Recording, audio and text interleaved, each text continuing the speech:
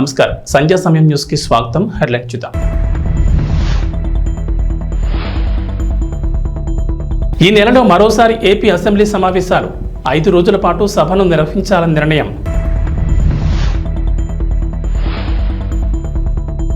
Delhi liquor scam కేసులో కవిత కొత్త వ్యూహం. డిఫాల్ట్ బెయిల్ కోసం కవిత పిటిషన్ దాఖలు. తిరుమల శ్రీవారి ఆలయంలో కోయిలల్వా తిరుమంజనం కారణంగా అష్టదళ పద్మారాధన సేవను రద్దు చేసిన టీటీడీ.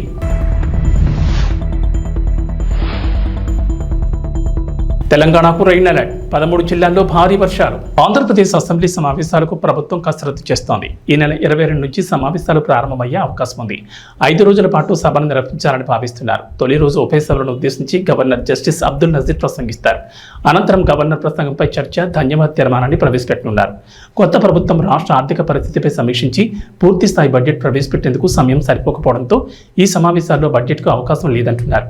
ఆంధ్రప్రదేశ్ ఎన్నికల ముందు గత ప్రభుత్వం 4 నెలలకు ప్రవేశపెట్టిన ఓట్ ఆన్ అకౌంట్ బడ్జెట్ ఈ నెల 31తో ముగియనుంది. ఆంధ్రప్రదేశ్ ప్రభుత్వం కొత్త పథకాల అమలుపై ఫోకస్ పెట్టింది. ఇది ఓ కొలిక్కి తీసుకొచ్చిన తర్వాతే బడ్జెట్పై స్పష్టత ఇవ్వాలని భావిస్తోంది. మరో 3 నెలలకు తాత్కాలిక బడ్జెట్ కోసం ఆర్డినెన్స్ తీసుకొచ్చే అవకాశం ఉందని చెబుతున్నారు. ఆర్థికంగా వెసులుబాటు, వివిధ శాఖల్లోని ఆర్థిక పరిస్థితిపై స్పష్టత వచ్చిన తర్వాత సెప్టెంబర్ నాటికి పూర్తి స్థాయి బడ్జెట్ను ప్రవేశపెట్టే ఆలోచనలో ఉన్నట్లు సమాచారం. ఈ ఆర్డినెన్స్కు సంబంధించిన ప్రతిపాదనపై సీఎం ఆమోదం కోసం ఆర్థిక శాఖ ఎదురుచూస్తోంది. దేశంలో సంచలనంగా మారిన ఢిల్లీ లిక్కర్ స్కామ్ కేసులో అరెస్ట్ అయిన బీఆర్ఎస్ ఎమ్మెల్యే కల్వకుంట్ల కవిత తీహార్ జైల్లో జ్యుడిషియల్ ఖైదీగా ఉన్న విషయం తెలిసిందే. ఈ కేసులో కవితకు న్యాయస్థానం జ్యుడిషియల్ కస్టడీని పొడిగిస్తూ వస్తున్న విషయం తెలిసిందే. సుమారు 120 రోజులుగా ఖైదీగా ఉంటున్న కవితకు బెయిల్ దొరకడం కష్టతరంగా మారింది. అటు రౌజ్ ఎవెన్యూ కోర్టు కవిత బెయిల్ పిటిషన్ తిరస్కరించగా ఢిల్లీ హైకోర్టును కూడా ఆశ్రయించారు. అక్కడ కూడా ఆమెకు నిరాశ ఎదురైంది. ఈడీ, సిబిఐ 2 కేసుల్లోనూ బెయిల్ ఇచ్చేందుకు ఢిల్లీ హైకోర్టు నిరాకరించింది. అయితే ఈ కేసులో బెయిల్ పొందేందుకు కవిత మరో కొత్త వ్యూహాన్ని ఎంచుకున్నట్లు తెలుస్తోంది. బెయిల్ కోసం ఎన్ని ప్రయత్నాలు చేసినా బ్యాడ్ లక్ కంటిన్యూ అవుతూ వస్తున్న నేపథ్యంలో డిఫాల్ట్ బెయిల్ కోసం కవిత పిటిషన్ దాఖలు చేశారు. ఇప్పటి వరకు తాత్కాలిక బెయిల్ కోసం కవిత తరపు న్యాయవాదులు చేసిన ప్రయత్నాలేవి ఫలించకపోవడం గమనార్హం. న్యాయస్థానాలు ఆ బెయిల్ పిటిషన్లను తిరస్కరిస్తూ వస్తున్న నేపథ్యంలో తాజాగా డిఫాల్ట్ బెయిల్ కోసం కవిత న్యాయస్థానాన్ని ఆశ్రయించింది. అయితే నిర్ణీత వ్యవధిలోగా సిబిఐ తన దర్యాప్తును పూర్తి చేయలేకపోవడంతో తమ కవితకు బెయిల్ ఇవ్వాలంటూ ఆమె తరపు న్యాయవాదులు కోర్టులో పిటిషన్ దాఖలు చేశారు. తిరుమల శ్రీవారి ఆలయంలో కోయిలల్వా తిరుమంజనం నిర్వహించారు. జూలై 16వ తేదీ సాలకట్ల ఆనివార ఆస్థానం పర్వదినాన్ని పురస్కరించుకుని ఇవాళ ఆలయ శుద్ధి చేపట్టారు. శ్రీవారి ఆలయంలోని ఆనంద నిలయం మొదలుకొని బంగారు వాకిలి వరకు శ్రీవారి ఆలయం లోపల ఉపదేవాలయాలు, ఆలయ ప్రాంగణం, పోటు, గోడలు, పైకప్పు, పూజా సామగ్రి తదితర వస్తువులను నీటితో శుభ్రం చేశారు. అలాగే స్వామివారి మూల విరాట్ను పట్టు వస్త్రంతో పూర్తిగా కప్పి ఉంచి శుద్ధి అనంతరం నామకోపు, శ్రీచూర్ణం, కస్తూరి పసుపు, పచ్చాకు, గడ్డ కర్పూరం, గంధం పొడి, కుంకుమ, కిచిలిగడ్డ తదితర సుగంధ ద్రవ్యాలు కలగలిపిన పవిత్ర పరిమళ జలాన్ని ఆలయం అంతటా ప్రోక్షణ చేశారు.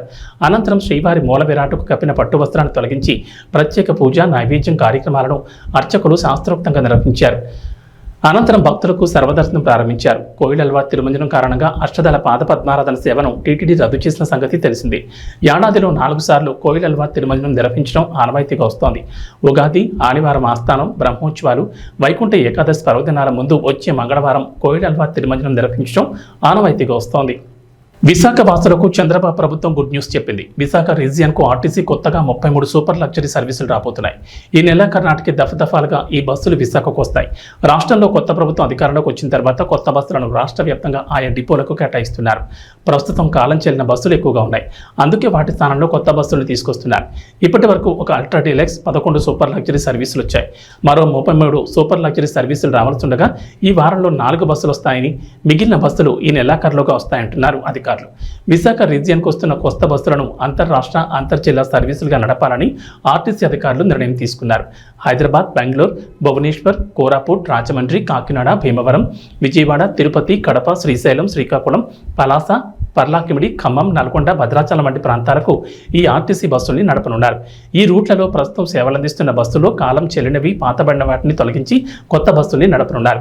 ఈ తొలగించిన పాత బస్సులను రిపీట్ చేసి ఆధునీకరించనుంది ఆర్టీసీ. సిటీలో తిరుగుతున్న కాలం చెల్లిన బస్సులను తొలగించి వాటి స్థానంలో ఈ ఆధునీకరించిన బస్సుల్ని నడుపుతారు.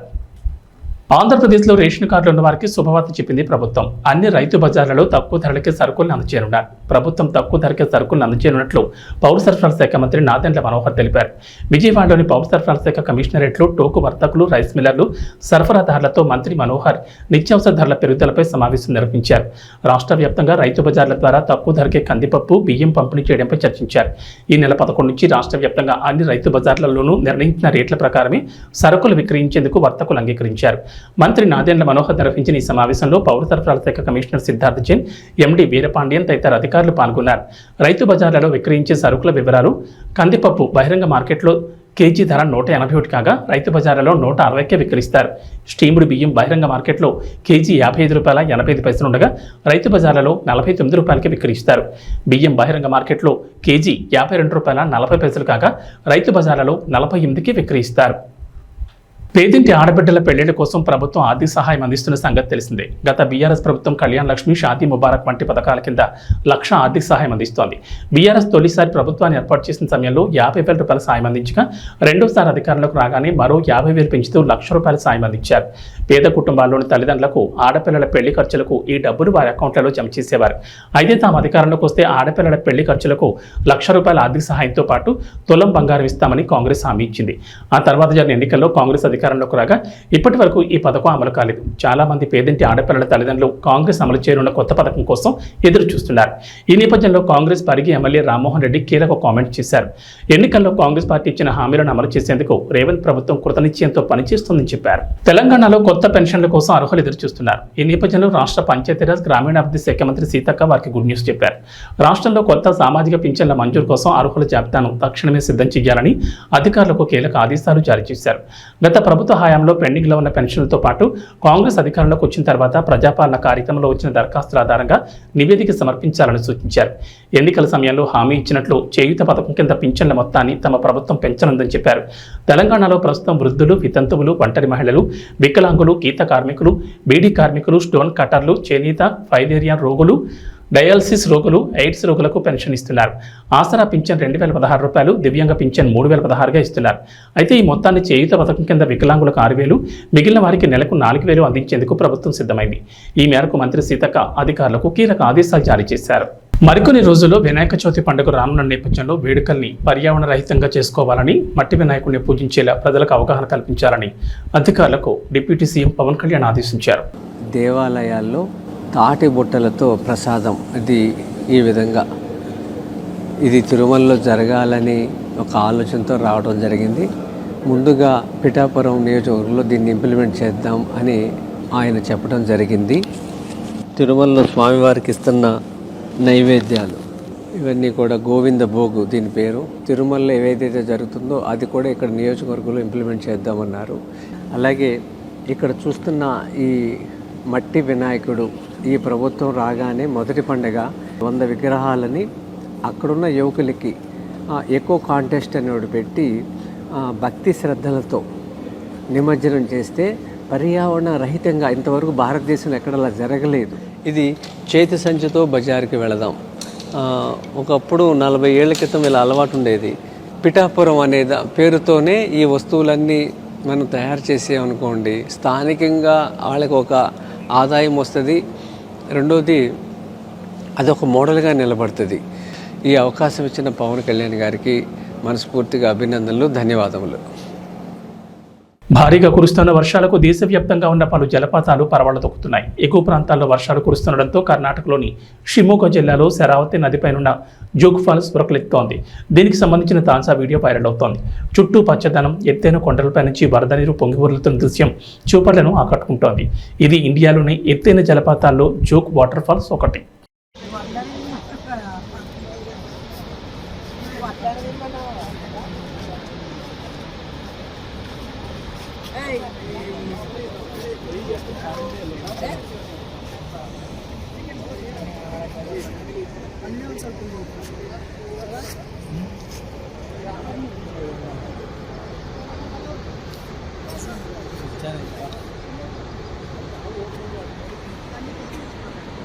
కర్నూలు జిల్లా కౌతాల మండలం ఉరుకుంద గ్రామంలో ఈరన్న స్వామి దేవస్థానం చాలా ప్రాముఖ్యత కలిగిన దేవుడు. ఆగస్టులో జరగబోయే శ్రావణ మాసంలో నెల రోజుల పాటు లక్షలాది మంది భక్తాదులు దేవస్థానానికి వస్తున్నారు. కానీ దేవస్థానం అధికారులు శ్రావణ మాసం ఏర్పాట్లు ఇప్పటివరకు చేయలేదు. ఎక్కడ చూసినా గుడి పరిసర ప్రాంతాల్లో చెత్తా చెదారం పేరుకుపోయి కుళ్ళిపోయి కంపోస్తోంది. ఇందిరమ్మ హోటల్ దగ్గర నుంచి ఆఫీస్కు పోయే దారి వరకు గుంతలు పడి తిరగడానికి కూడా వీలు కనిపరుస్తుంది. ఆర్జీబీ బ్యాంక్ ముందు వర్షం వస్తే భక్తులు తిరగడానికి ఇబ్బందికరంగా ఉంటుంది.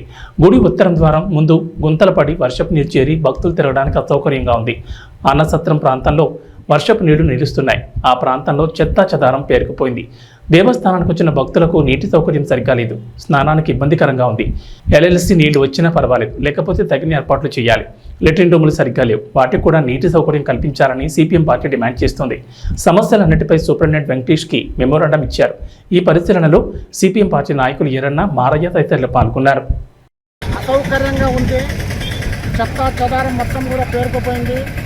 రేపు వచ్చే నెలలోనే శ్రావణ మాసం ప్రారంభమవుతుంది. శ్రావణ మాసానికి సంబంధించిన వరకు ఎక్కడ కూడా ఇప్పటి వరకు ఏర్పాట్లు చేసినటువంటి దాఖలాలు ఎక్కడ కూడా లేవు.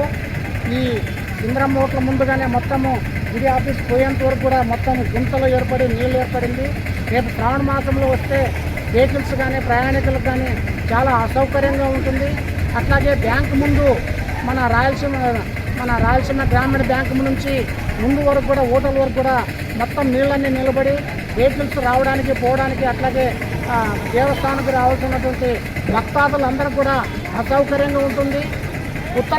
గుడికి ఉత్తరం దక్కన కూడా గుంతలు ఏర్పడి అక్కడ గుడి నుంచి ప్రదక్షిణం చేసుకొని అట్లాగే దేవుని ముట్టి బయటకు వచ్చేటప్పుడు కూడా గుంతలు ఏర్పడి బురద ఏర్పడుతుంది.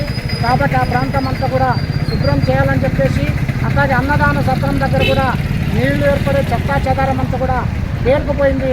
కాబట్టి దేవస్థానం దగ్గర ఇక్కడ ఉన్నటువంటి ఈవో గారు ఆ గుడి పరిసర ప్రాంతాలంతా కూడా శుభ్రం చేయాలని చెప్పేసి లేని పక్షంలోనే సిపిఎం పార్టీగా పెద్ద ఎత్తున ఆందోళన కార్యక్రమాలను నిర్వహిస్తామని చెప్పేసి ఈరోజు దేవస్థానం సిబ్బందికి అట్లాగే ఇక్కడ ఉన్నటువంటి అధికారులకు అందరూ కూడా సిపిఎం పార్టీ తరఫున హెచ్చరిస్తున్నాం.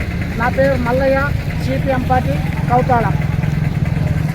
విద్యార్థులకు పరీక్షలు, జ్ఞాపక శక్తిని, వారి భయాందోళనను, మానసికంగా బాధపడే వారికి, మత్తు పదార్థాలకు బానిసలైన వారికి, చెడు దుర్వ్యసనాలకు బానిసలైన వారికి, భార్యాభర్తల సమస్యలకు తనదైన శైలిలో కౌన్సిలింగ్ ఇస్తూ మానసిక రుగ్మతలను పోగొట్టే సైకాలజిస్ట్, ప్రముఖ హిప్నాటిస్ట్ ఉమాచంద్రన్ అభినందించి తీరాల్సిందేనని ఆల్ బీసీ జాతీయ సంక్షేమ సంఘం ఉపాధ్యక్షుడు, అఖిల భారత దోబీ మహాసంఘ్ జాతీయ ఉపాధ్యక్షుడు చింతాడ శ్రీనివాస్ అన్నారు. ఈ మేరకు భీమవరం కోడవెల్లి రోడ్లో చింతాడ శ్రీనివాస్ కార్యాలయంలో ప్రముఖ హిప్నాటిస్ట్ ఉమాచంద్కు గౌరవ సత్కారం అందించారు. ఈ సందర్భంగా చింతాడ శ్రీనివాస్ మాట్లాడుతూ గత 3 దశాబ్దాలకు పైగా అనేక వేదికలపై హిప్నాటిజం ప్రోగ్రాంలు చేస్తూ ప్రముఖుల ప్రశంసలు అందుకోవడమే కాకుండా మద్యం, మత్తు పదార్థాలకు బానిసలైన అనేక మంది హిప్నాటిజం ద్వారా కౌన్సిలింగ్ అందించి మామూలు వ్యక్తులు చేసిన ఘనత ఉమాచంద్కే దక్కుతుందని, వారి సేవలను గుర్తించి వారికి గౌరవ సత్కారం అందించామని అన్నారు. ఈ సందర్భంగా ఉమాచంద్ మాట్లాడుతూ మానవతా ధర్మంగా ఇటువంటి సేవలు చేయడం భగవంతుడిచ్చిన వరంగా భావిస్తున్నారన్నారు. హైదరాబాద్లోనే కాకుండా భీమవరంలో కూడా కొద్ది రోజుల్లో మానసిక సమస్యలపై కౌన్సిలింగ్ సెంటర్ను కార్యాలయాన్ని ప్రారంభిస్తామని తెలిపారు. తాను అందుకున్న గౌరవ సత్కారం తనకు మరింత బాధ్యతలు పెంచుతుందని, మీ అందరి ఆశీస్సులే నాకు కొండంత అండని అన్నారు.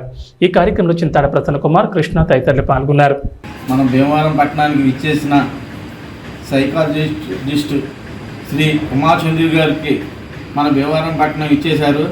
ఆయన రాజమండ్రిలో ఎంతోమందికి ఉపయోగపడి ఈరోజు మన భీమవరంలో కూడా చాలామందికి ఉపయోగపడ్డారు. అలాగే ఎవరైనా కొన్ని ఇబ్బందులు ఉన్నా, మత్తు పానీయాలకు అలవాటు పడినా, లేకపోతే మానసికంగా ఉన్నా అటువంటి వారికి ఆయన ఎన్నో సైకాలజిస్ట్ ద్వారా సేవలు అందించి చాలా ప్రజలు మనవులు పొందినారు. అలాగే ఆయన ఇలాగ ఎన్నో సేవలు చేయాలని, అలాగే మన ఎక్కువగా మత్తు పానీయాలకు అలవాటు పడుతున్నారు. అలాగే మానసికంగా, అలాగే కుటుంబంలో కొద్ది కలహాలు ఉన్నా సరే ఆయన ఇటువంటి సేవలు చేస్తున్నారు. ఆయనకి మా బీసీ సంఘాల తరఫున, అలాగే రజక సంఘాల తరఫున ప్రత్యేక కృతజ్ఞతలు తెలుపుకుంటున్నాం. అలాగే మన భీమవరం పట్టణానికి వచ్చినందుకు ఉమాచంద్ర గారికి ప్రత్యేక అభినందనలు తెలుపుతున్నాం. నమస్తే అండి.